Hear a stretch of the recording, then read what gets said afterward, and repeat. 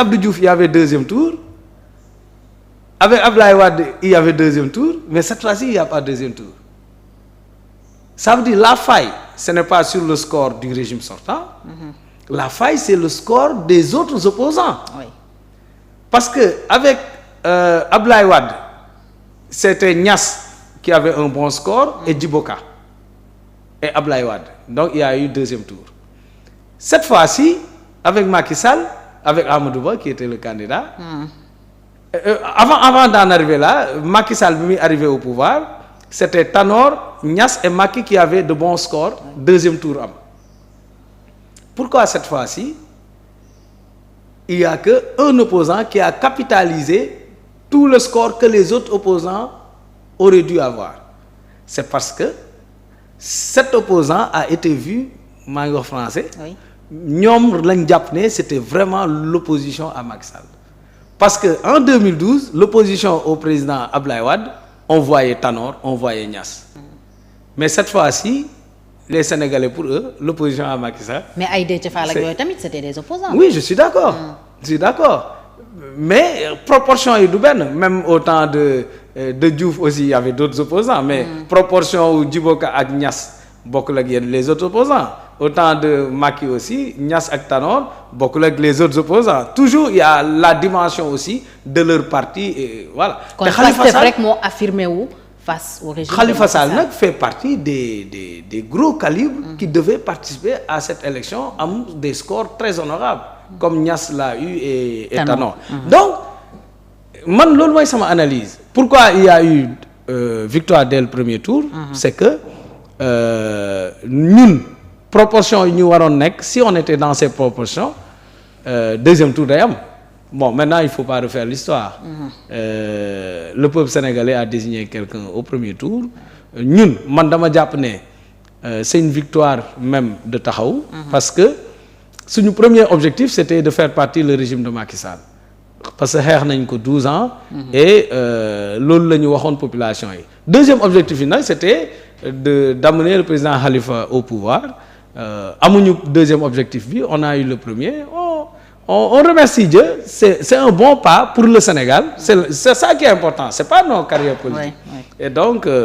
ñun dañoo jàpp ne nag donc à ce niveau le rôle où li nga xam ne waruñu ko def ñun bokkul ak les autres opposants yoo xam ne ils n'ont pas eu ñun implication bu ñu amoon ci Yewwi li ñu def non les autres peut-être bu leen neexee di caricaturer saako première dame bi nii la mel ak yooyu ñooñu bu leen neexee mais ñun on n'a pas la même responsabilité ñun on a défendu des choses ñun on doit s'élever encore on doit permettre à ces gens de s'installer normalement de les encourager s'il y a de bonnes idées de leur donner ça veut pas dire tu participes à la gestion du pouvoir parce que gestion du pouvoir moom il faut dire les choses clairement ànd ñaari nit ñoo koy bëgg mu nekk donc il faut que de l'autre côté qu'il y ait les dispositions et que on se voit dans un même projet qu'on ait la même vision de comment gérer le pouvoir mais au moins tu peux avoir l'attitude de quelqu'un boo xam ne du ma leen yàqal même bu dee ànduma ak yéen ànd waaw même su ma géré wul ak yow je t'encourage ci li ñu gëmoon ensemble les ruptures parce que xam nga en réalité tu sais c'est ça aussi qui fait mal man je veux une politique objective en réalité nos programmes tu prends nos deux programmes mais tu vas avoir une convergence terrible sur programme Khalifa ak projet bu Ousmane Sonko ben oui ceux qui ont constitué Yewwi on avait un programme minimal de gouvernance de Yewwi on a un programme minimal de gouvernance mooy bi Diomaye doon coordonner les travaux d'ailleurs ben oui mais bu weesoo programme minimal de gouvernance bi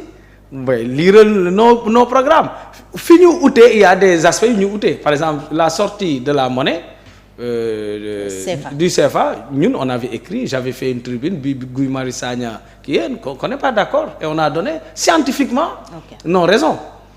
n'est-ce pas il y a d'autres présidences vice-présidences on n'est pas d'accord on l'a dit donc il y a des aspects naturellement sinon bu ngeen d'accord woon ci lépp boo moytu yéenay bokk candidat mais donc dès lors que ñoom li ñu bëgg a exécuter man am na ci 90% yoo xam ne yaa ngi koy wax man it loolu laa doon wax loolu nga gëm man it loolu laa gëm boo koy exécuter dama la war a tàccu non maa ngi gis affaire dissolution CES bi ak HCCT maa ngi dégg l'honorable Abba Mbaye qui avait une autre